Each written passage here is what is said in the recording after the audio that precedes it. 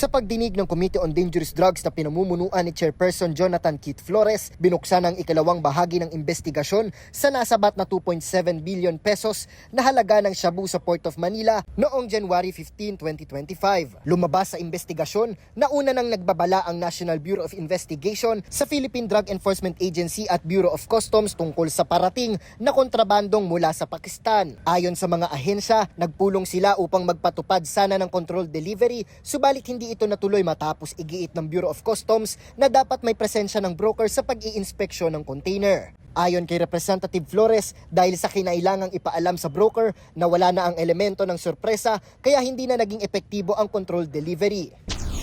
But during that meeting, the issue on controlled delivery was shelved because the Bureau of Customs did not agree that the container will be inspected without the presence of the broker. So by informing the broker, sunog na eh. The information that the container contained illegal drugs is already out.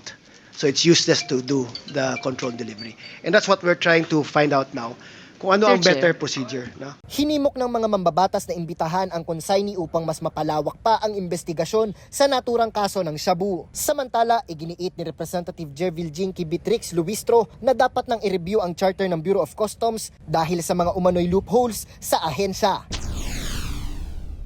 Di ba natin pwedeng i-revisit na ang charter ng BOC?